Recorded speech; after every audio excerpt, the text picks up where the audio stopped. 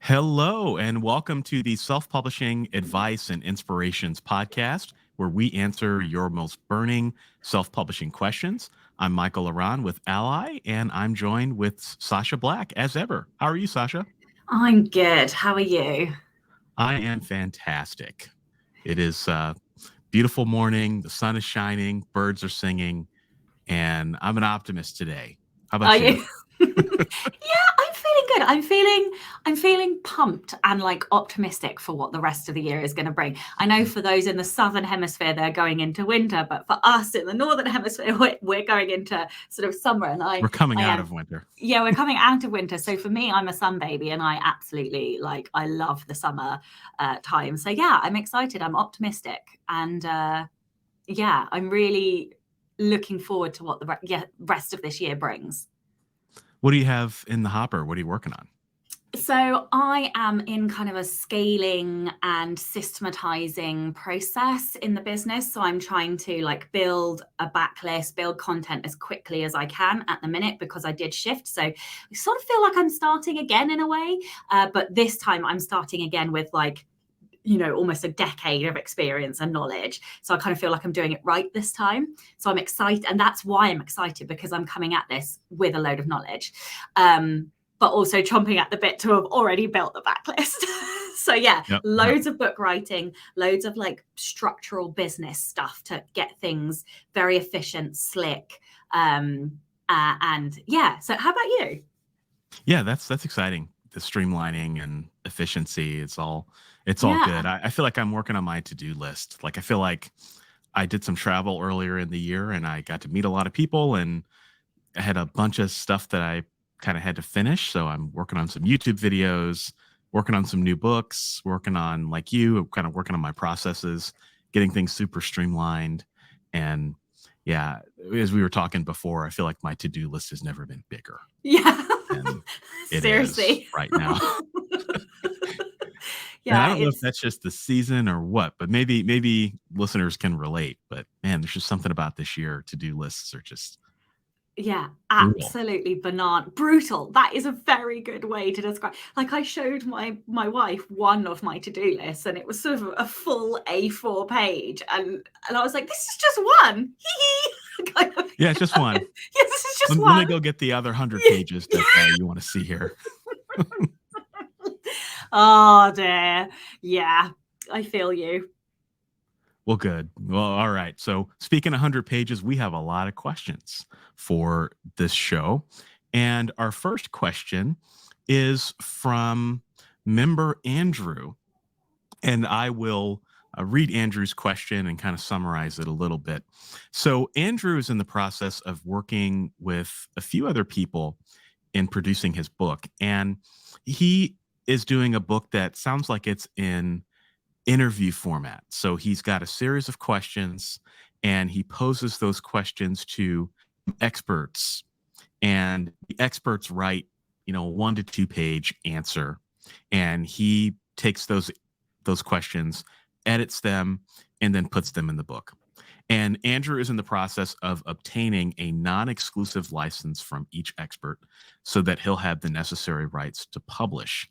And he has two questions. And I know it's a long lead in, but the first question is, are the authors who provide the individual answers considered joint authors or contributors to the work? And what should I be watching for if I publish the work with KDP or Ingram Spark?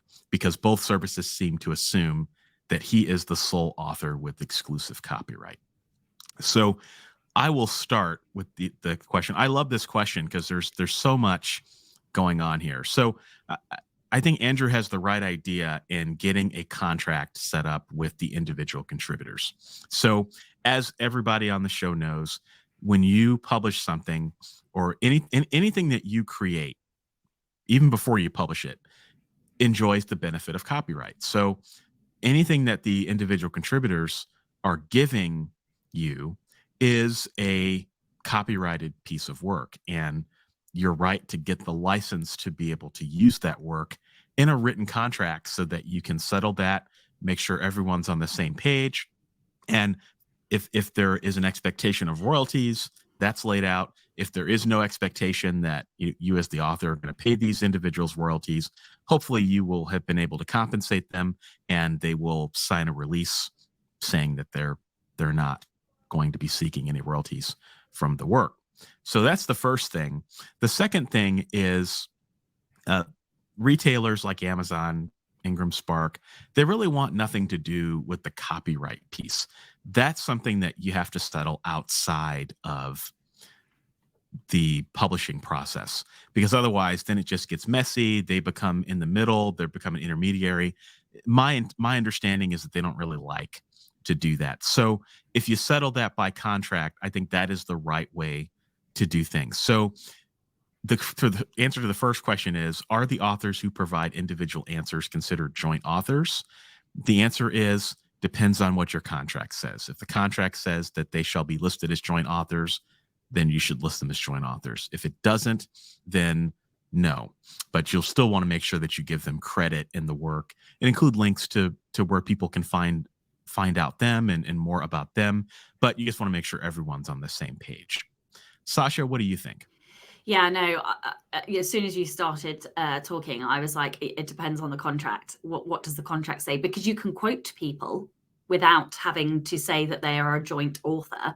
But if you have approached them as a collaborator, that's different to just quoting somebody. There is the option in the KDP. I can't remember if this is the case for the other dashboards, but I know for a fact that in the KDP dashboard, there is the option to add the names of other types of contributors. So you can sort of give people different types of credit. You can even credit your editor. So you could go in there and have a look. But of course, the most important thing really is, do you owe these people royalties? And that comes down to the contract. So yeah, it depends what they've signed and what you've asked them to sign. Yeah, absolutely. And this is one area that you don't want to leave as a gray area, because you never know, somebody could come back and you could be under a verbal agreement, and then they come back and say, well, this book is doing really well, I want my cut. And if you didn't sign a contract to protect yourself, well, they own the copyright to the material that they gave you, and they're within their rights to revoke it, or even worse, sue you for copyright infringement. So contracts cure all. All right. Yeah. They make sure everybody's on the same page. All right. Next question is from Ellen, I'm sorry. And the question is, I have a fully written book and it's been edited, and I am new to AskALLi. I need help with cover design. I have a mock-up, but I would like someone to assist with making it look sharp. What do you think, Sacha? I would definitely get somebody to assist, and AskALLi has a wonderful database full of designers, editors, formatters, a whole plethora of different services. So you can log into allianceindependentauthors.org, and then if you navigate to approved services, you can search by discount, you can search by service, you can search by a whole different range of options, and you will know that everybody who is in that database has been vetted and approved by AskALLi's watchdog. So they adhere to a certain set of standards. So yeah, that is a very easy way to get help. And of course, there's some discounts in there as well. So make sure you have a look before you then approach a designer, because you might get 10% off or whatever. So yeah. Yeah, that would be my first port of call. Our approved services are fantastic. And as you said, Sacha, save some money is always a good thing, especially when you're just starting off. So I have a question. Okay, so let's say that Ellen has done that. She's gone to the approved services directory. She's found that dream designer. What is your number one tip for working with a designer?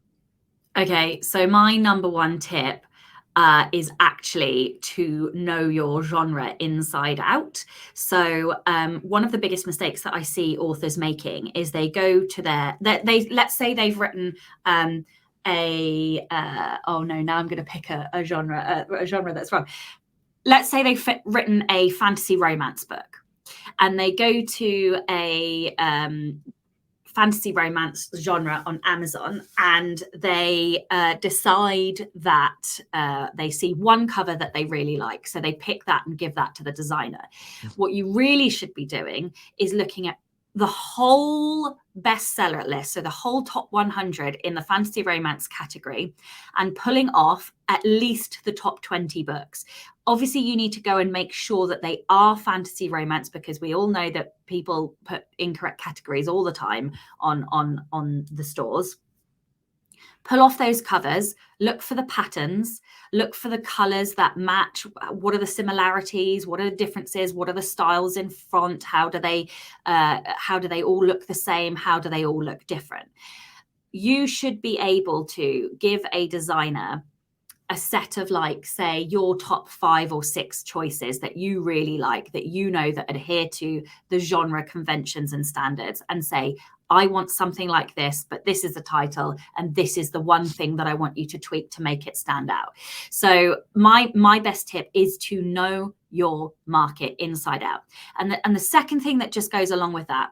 So, for example, a lot of authors, let's say you're writing young adult dystopian novel.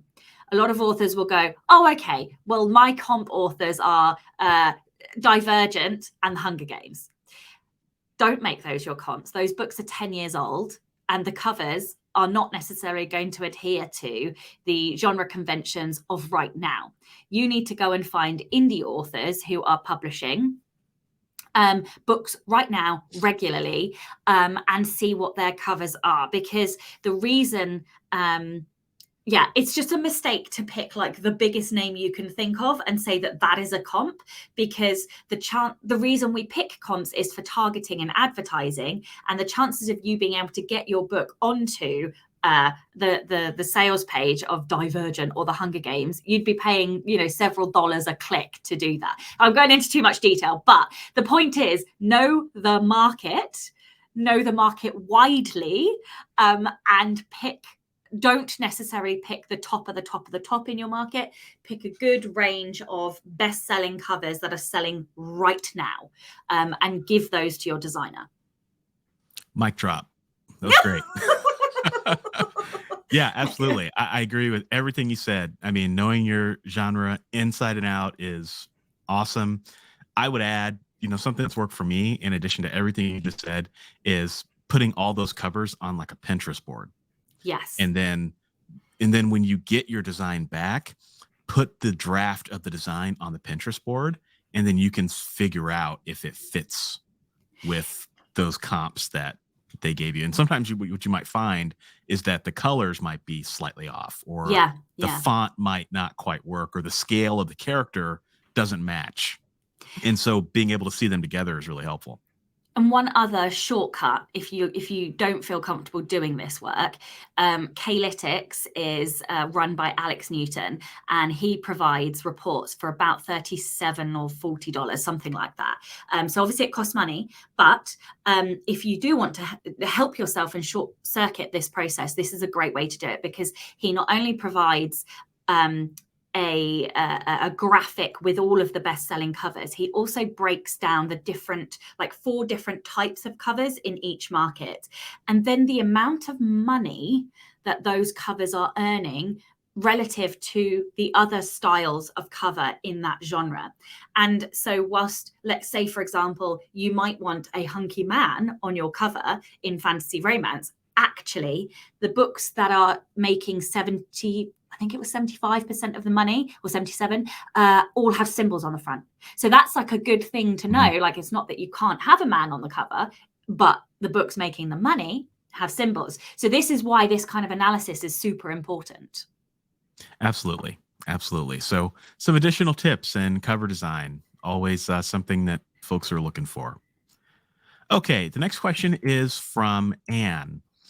And the question is, does my author website need a privacy policy? If I collect data, do I need one? This is a really good question. We haven't gotten this question on the show before, and I had to really think about this one. I think that it doesn't hurt you to have a privacy policy.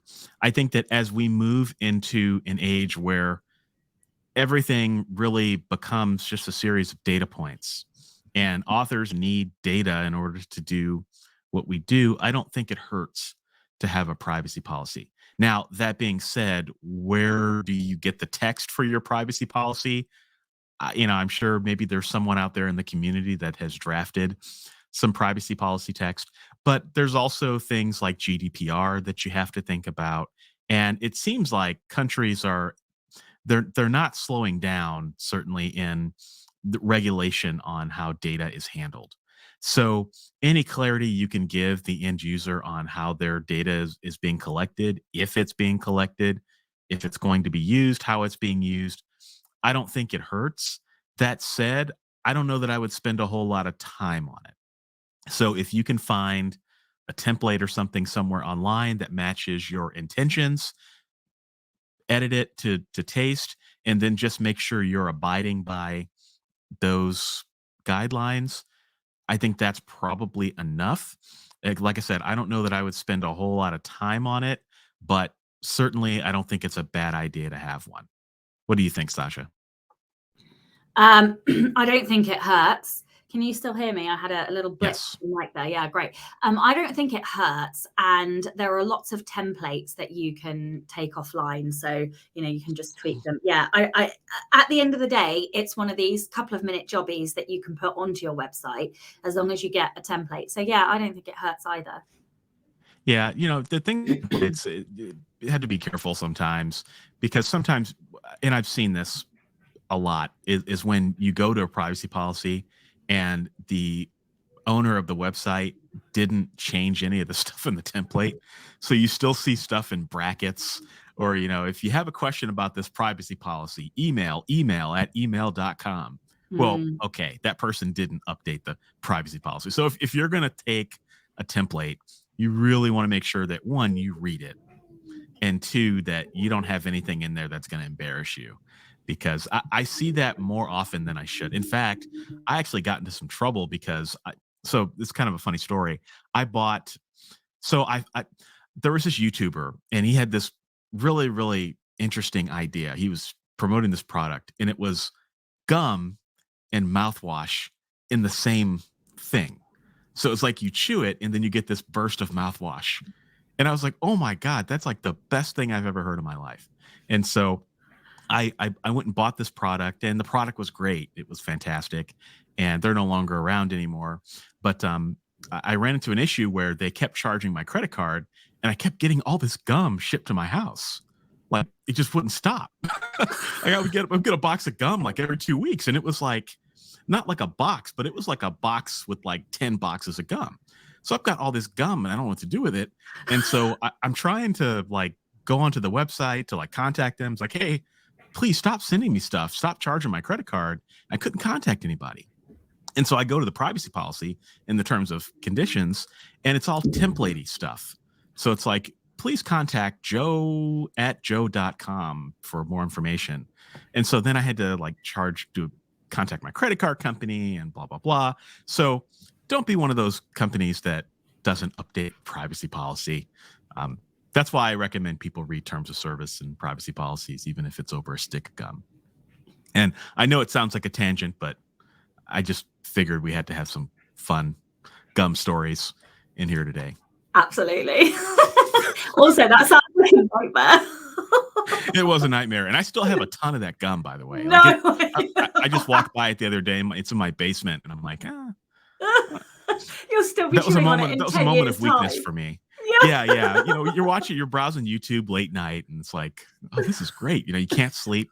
It's a fantastic idea. And yeah, you realize it was a moment of weakness, but Yeah. great product. Just I don't think the business had all the stuff figured out. Yeah. So What okay, what what can we take from that for writing? How to promote your books? Put them on YouTube at midnight. yeah, put them on YouTube at midnight. Like the bigger the better, the louder, and put lots of colors, and Yeah. just anything you've seen on a TV infomercial. Just an American TV infomercial. Just put it in there, and it'll work every time. All right. Next question is from Denise. And Denise is wanting to know about a preview. So Denise asks, if I make a preview taster of an anthology of 24 stories, of just 4 stories to make available as a reader magnet as an introduction to a full anthology, can I publish this taster on Amazon for free, or will it trigger copyright issues as the content will be very similar to the full anthology? And then another corollary question to that, could I put the free mini anthology, which will have its own ISBN, in KDP Unlimited when the full anthology is published wide? What do you think, Sacha?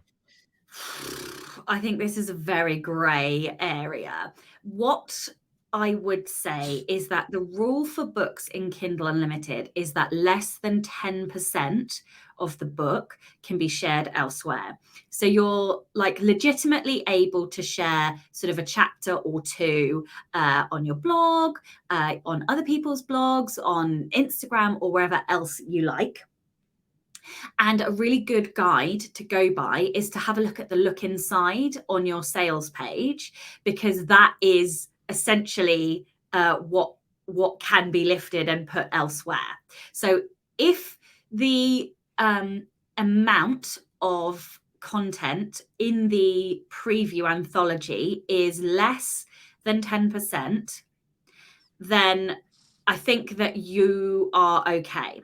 I know that I have been part of an anthology where we only included 1,000-word excerpt, and some of the books were in Kindle Unlimited and some weren't. But because it was only 1,000 words and all of our books are, 60, 70, 80K, that's fine. That can be done. What I'm less sure about is whether or not you should put it into KU.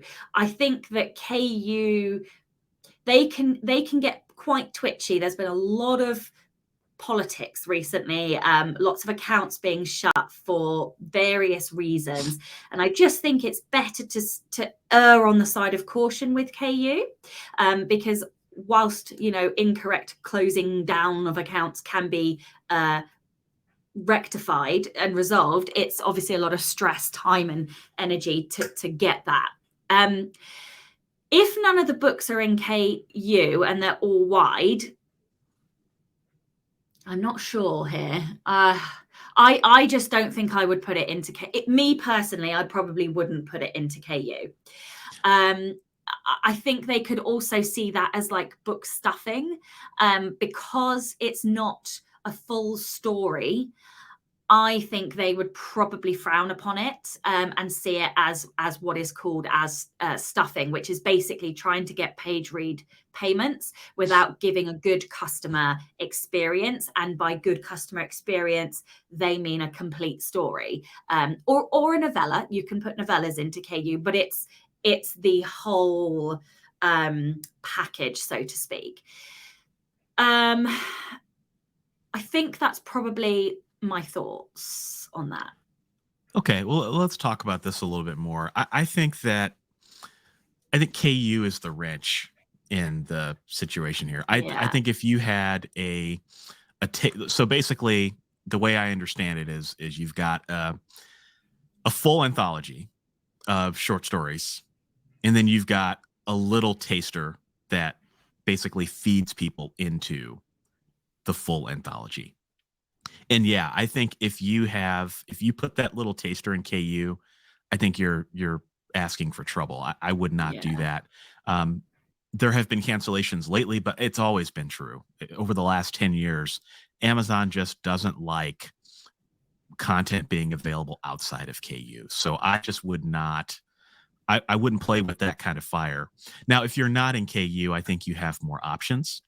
I think at that point, the thing you have to think about is, I believe, and you would have to read and check the most up-to-date terms of service at KDP and other retailers. I think you can only have content gathered into a book, I think, once or twice. So like if you've got, I think if you've got a standalone novel, I think you're allowed to put that standalone novel in one anthology. Or if you've got a short story, that can go in one anthology, or a box set. Yeah. But you can't put it in multiple box sets. Yeah. So that's just something, that's another thing I think you may want to look at and just to think about. But yeah, I probably wouldn't. I mean, here's the problem with, I think, KU and KDP Select is that it seems like there is always some way that people find gray areas. Like, oh, well, they don't really say anything about this, or they don't really say anything about that. But what about this? Because other authors are doing that and they're fine and they haven't been canceled. And I just think when it comes to this sort of stuff, you want to be conservative. I just because other people are doing it, that doesn't mean that you should do it, because these large companies can change their minds at any time. And as we all know, a lot of these decisions, not just at Amazon, but in any large company these days, are made by algorithms. And it can be difficult to appeal and difficult to get someone on the phone. And so I just don't think it's worth taking that sort of chance. So if it were me, I probably wouldn't put that taster in KU. I would, stay wide with it. And if you're going to do something in KU, maybe you could pull, or maybe you could pull one of those 24 stories out of the overall anthology and maybe put that in KU. Or maybe you could write another anthology and have that one feed into this existing one. I mean, there's all sorts of options that you can do that you explore to stay within the guidelines. Staying within the guidelines is something that I would strongly recommend here. Mm-hmm. All right. Next question is from Linda. What is the legal ramification of my 7-year-old granddaughter being the author of a book and I'm one of the co-authors? Well, first off, congratulations. That's amazing, isn't it? 7 years old, publishing your first book. I wish I'd published my first book at 7 years old. Yeah. I don't remember how old what grade I was in. I was in like first grade or kindergarten or something. No, I was in first grade, just running around, riding my bike outside. I could have published a novel, but that's great. So I think that's an amazing thing. And I'm not sure what country you live in, but in most countries around the world, you enjoy copyright for your life plus anywhere from 50 to 70 years. So the great thing is that your daughter, the work that she created is copyrighted, and she's going to be able to enjoy that for the rest of her life. And naturally, grandparents are going to have to help with the marketing a little bit. It sounds like Linda is a co-author. And so as a co-author, you also enjoy copyright to that work as well. So you would basically be joint owners in the copyright. And when one author passes, then the remaining author basically continues to be able to enjoy the fruits of that copyright. So I think it's a wonderful thing. And all of the copyright things that we've talked about on this show, all the copyright stuff that you look up online, the Copyright Handbook by Stephen Fishman. It's a great book on copyright, great primer on it. All of that would still apply here. To my knowledge, there's no difference in how a work is treated just because the author is 7 years old. Where the difference will come is in what happens with the royalties, because children don't incur the same tax as adults. And that is something that you would need to speak to an accountant about, because obviously that is different in every single country. But it's kind of the same, if you look at child actors, they all earn money. And so, yeah, if she is earning money, then you will need to speak to an accountant about what that means, where the money goes, whose account it goes into, what tax needs to be paid on it, if any. So yeah, I would encourage you to also speak to an accountant. Yeah, that's a great tip. And yeah, and maybe your accountant has never seen this before. That might be one ramification as well. So your accountant might have to do some homework and figure out the best way to address this. But yeah, I'm sure it could all be handled easily. Yeah, and also it depends if they are self-publishing it or traditionally publishing it, because if it's a traditionally published book by the 7-year-old, then the likelihood is that the traditional publisher will deal with that tax issue. Maybe my agent, so I was a child actor, this is the only reason I brought this up, and my agent would deal with the tax stuff, and what came to me was then like, what, yeah, I don't know. But anyway, my point is, you need to speak to an accountant. Okay, I'm not going to let you off the hook. You were a child actor? Oh no. Oh, you can't say that and get away with it. Yeah. So I you know how creatives always come to being creative in different ways. I came at this from wanting to be an actress, and so I did a lot of voiceover work. I did voiceover work for S Club 7. Retro.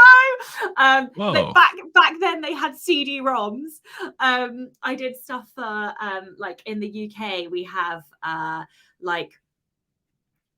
Haven Holidays, which is kind of like a Center Parcs type fun place for kids. So I did radio work for them. And then I was also on TV. So I was the lead actress in a kids TV show called Face at the Window that was on the CBBC for a few weeks. And this has a really sad ending. I was bullied so badly at school that I never acted again. I finished the filming of the program, and when it went live, I was picked on so badly that I said to my mum, I don't want to do it anymore. And yeah, it was awful actually. And I'm really cross that I let people push me away from that. I think, anyway, it doesn't matter. I found writing and now I'm super happy. But yeah, that is my story. Awesome. I did not know that about you. That's amazing. The things you learn about when we have co-hosts and podcasts and stuff. Yeah, so I'm working with an actress. Good stuff. And a chewing gum fanatic. Yeah, chewing gum fanatic. Well, I'm not really a fanatic. That was just more. I fell into the YouTube algorithm. All right, we got a comment from Stephen. Stephen says, in regard to kids, kids have the same tax allowances as adults, at least in the UK. So they don't earn the same though. So there are different. Yeah, just speak to an accountant, though. Yeah. Okay. Next question is from James. All right. So James says, I'm a new author with 3 finished manuscripts ready to publish, all in different genres. A history book, a rom-com, and a thriller to be published over 6 months. My plan is to build a series from the thriller. My question is, am I better to wait until I have more of the series written to start spending money on Facebook and Amazon ads, or is it worth spending some money on advertising now to get some traction and momentum? And okay, let's start there. What do you think about that, Sacha?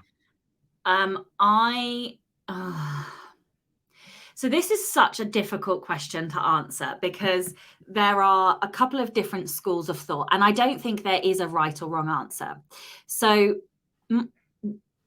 my first point would be, how quickly are you getting those other books out? Because if you are able to get the rest of the series, or at least 2 or 3 of those books out, let's say within a 6-month period, you have 3 books, then arguably there's an argument for spending some money on the first book, especially if you have a strategy behind it. So for example, I have released a book, a first in series, and the second and third aren't out, but I am spending money on AMS ads. What I'm doing though in the back of the book is a very hooky sign up to my mailing list. So that ad spend is going on, obviously getting sales, but also building a readership. My ROI is still in the positive on that book. So because I am earning more than I'm spending, that for me is an okay way to do this, especially because most authors find that they will spend an awful lot on advertising book 1, and they don't actually see a return on their investment, or at least a positive return on their investment, until book 2, 3, 4, 5, 6, etc. are out. The reason for this is because it's hard to get someone in, but once somebody's read your book, if you have given the reader what they want, then the chances are that you will get some or a good portion of people going on to read book 2, 3. And at that point, when they buy book 2, you aren't having to spend any more money to get that purchase. So your ad spend is still whatever your ad spend is, and actually you're earning from book 1 and from book 2 and then from book 3. So I would say it really depends, because you don't really want to put book 1 out and then for it to sink to the bottom of the chart, because it's hard then to pull the book back up to the top of the charts where you get organic a juice from the different stores. But equally, not most of us aren't in the position where we can spend thousands upon thousands to keep a book afloat in that store. And then you've got other considerations to make, which is if you don't write quickly and okay, you've got this 3 books, say, that are almost ready to go, but actually you don't have any more after that, and it takes you 6 months to write a book, you also have to consider the message that you're then giving to your readers. So if you publish, say, 3 books in a 6-month period, so one every other month, are your readers then going to continue to expect you to publish at that pace? And if you can't do that, then what happens? So there's sort of like a balancing act, I think, to have here. And there is no right or wrong answer. A lot of books cannot be advertised, a lot. And that's because they either don't have the right tropes in them, they don't have the right hooks, the copy isn't right. And you can tweak these and you can try and get them better, but not all books are going to resonate with your audience. You can have take Elena Johnson. She always talks about the fact that she's got nearly 200 books and 30 odd series or whatever it is, and it took her till series 9, not book, series 9, for her to be able to advertise a book and earn hundreds of thousands of pounds on it. So really, you sort of want a small pocket of money to kind of test, and if it doesn't work, then you need to pivot. So I don't know that I've given you an answer, but hopefully I've given you some context to kind of think about the strategy. My biggest advice to you is to go into advertising with a strategy and a budget. Yeah, absolutely. Strategy and budget are key, and starting small is also really important, because I've known a lot of people to throw a lot of money at ads and they end up being disappointed. And the reason for that is because if you had started smaller, you might have known that this book wasn't going to connect with people, or maybe the ad copy needs tweaking. Maybe the cover needs tweaking, but you don't know that if you don't start small, right? So I think that's critical. So the second part of the question is, he mentioned it early in the question that he's got 3 different books in a genre, or 3 different genres. So the thriller series is going to become a series. But what about the history book and the rom-com? Does it make sense to promote all of those books at the same time or on the backs of each other? What do you think about that? Okay, no. do not promote them to the same audiences, because you will not get any read through and you'll get readers who are frustrated and disappointed. Here's the thing. Authors typically read very widely. We read widely because we want to understand the market, because we are readers inherently, and we often have interests that span things that give us input for stories. Your typical reader doesn't read like that.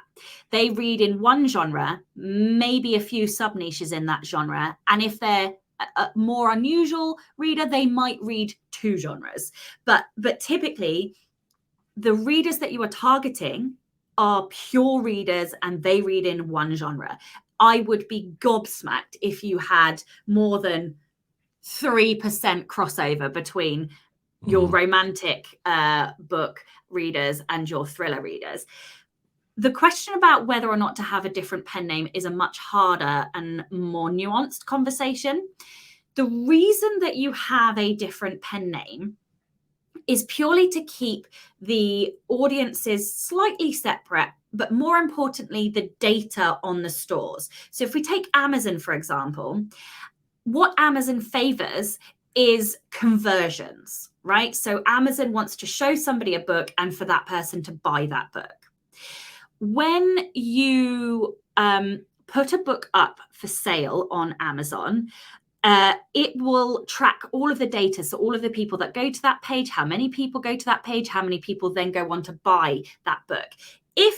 And we can use my book as an example. When I put my book up, because it was an open pen name, lots of my nonfiction readers went and brought the book to support me, which is fantastic. And I'm really grateful for that. But what it did was it populated the also brought's on my page with lots of nonfiction books, which is not right, because this is a fantasy romance book and I want fantasy romance readers to read it. So the problem with that is that then tells Amazon that this fantasy romance book, nonfiction readers might like it, which is absolutely not true. Right. And so then you have a problem that it starts showing that book to the wrong people, which means you will not convert those people to sales. And therefore Amazon thinks your book is a book that doesn't convert. And then you stop getting any kind of organic view. You don't get any support or help from the random algorithms that are Amazon. The way you combat that is through advertising. So I had to spend a week and a week's worth of advertising money to drive the correct readers to the page. And I did manage to sort it out, but it cost money and it cost time and a little bit of stress. And so by the lesson learned for me there is to not tell people about a new pen name until the book is out and has the right data and the right support there. So do you have to separate the pen names? No. You can be clever. You can release it and sort of, cleverly target, but ultimately there are reasons for having separate pen names, and it kind of depends what your strategy is. And yeah, I don't know. What do you think? No, I think that's everything you said is accurate. I think the problem with pen names is just the administration. Yes. So if you've got multiple pen names, that technically is multiple websites, it's multiple everything. And if you have enough trouble managing one author website, it's going to be hard to manage 3. So that's I think the downside to pen names that, I think pen names are great for separating that stuff out. But then you also have to remember that those separate audiences may want books at a steady clip from that pen name. And if you're writing 3 different genres, it may be a hot minute until you can get back to history, for example. If you're writing history and then you write thriller and then you write rom-com, then you go back to history. So if you keep those readers waiting, there's a downside to that as well. So I don't think there's anything wrong with pen names. I just think that people have to really understand what the pros and cons are so that, you can make the right decision for you. But yeah, it's a tough call. I think that it's best to, like you said, I think you get more money out of your advertising bang, or more bang for your buck, so to speak, when you have more books out. So when I have a book 1 in a series, I don't even think about promoting it. In fact, I do one of 2 things. Either I release books 1 and 2 at the same time, so I'll write book 1 and then hold on to it, or I'll just release book 1 and then forget about it until I have books maybe 2 and 3 out. Then I'll start running advertising, because otherwise what could happen is, maybe you do get somebody in on book 1, but then, they don't have anything else. They don't have anything else to read. So then they go somewhere else. So when you get them, you want to keep them. Unless you're clever and you pre-planned and you did 2 reader magnets that they get on your mailing list, right? So there are other strategies around it. Yeah, that's true. You can certainly get them on your mailing list. That's key. But generally speaking, when they finish reading a book, they want to read the next one. And so you got to be careful there. And some authors, or some readers, I should say, have been burned by authors that don't finish series. That's a thing too. Absolutely. And so they may be a little, I don't know if I trust this person. So never any harm, or never, I shouldn't say any harm, but it's always better to have more books out when you're advertising. Okay, last two questions. The first question is, how do you find narrators for the audiobook version of your self-published book? Okay, so there are various different ways. Google is number one. Always Google. Other options though, Findaway Voices has a plethora of different narrators, and they can help connect you with them. There are other things that you can do. For example, going on to Audible and or audiobooks.com or kobo.com or a variety of other different stores that sell audiobooks, and you can have a look in your genre at the narrators who have narrated the books in your genre, and then you could Google them and go to their websites and have a look at their pricing. Other things, go to social media sites like, for example, Instagram or TikTok, and type in hashtag narrator or audio narrator or audiobook narrator, and you'll get an array of different narrators on there, and then you can then navigate your way to their websites. So yeah, and that's a handful of ways. Okay. Yeah, that's all good. It's, I think you have lots of choices in terms of where you find a narrator. I think the other thing you have to think about is, okay, what's the distribution look like? Is your audiobook going to be exclusive, non-exclusive? And I think those will drive a lot of your decisions in that area as well. So we're big fans of making things wide wherever you can and not being exclusive. All right, the final question is, how do I find editorial reviews for Amazon and by proxy other retailers as well? And I actually have a quick answer for this one. We have a blog post. It's called How to Get Editorial Reviews for Your Self-Published Book. And that was written by Bonnie Wagner Stafford. And we will include that in the show notes. But just to kind of give a cliff notes of kind of some of the things that she covers in that article, decide who you want on your cover. So if you get an editorial review, do you want a pull quote on your cover? And then figure out who would be the right person for that. Find those who have endorsed similar books.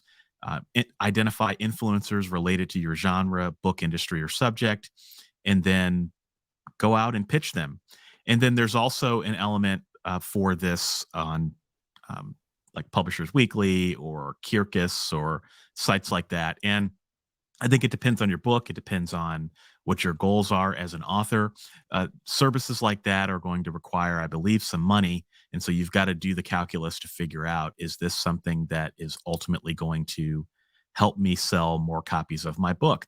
I think there's a camp of people out there that would say, it's not really worth the money. You could take that money and spend it on other things and potentially get a better value for your buck, right? And then there's another camp of people that say, well, TradPub does it. There is some evidence really could help just by seeing the name Publishers Weekly. People can help with that. And I think that there are no wrong answers. I think the right answer is based on what works for you.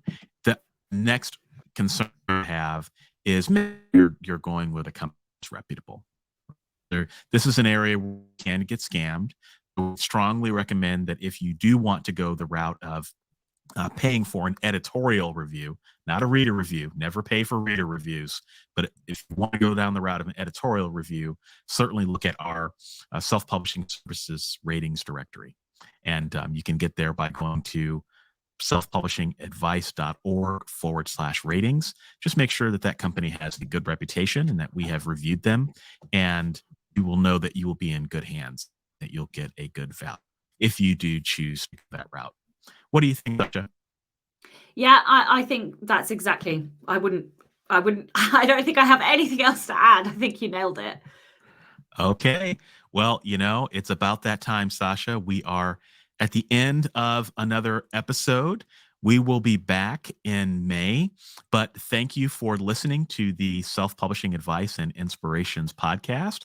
And remember, you can submit your question and you just might hear it on the air. If you're an AskALLi member, you can go into your AskALLi dashboard and submit a question, and you might just hear it on the air. So thank you for listening, and we'll talk to you next month. Take care, Sacha. Bye. Bye.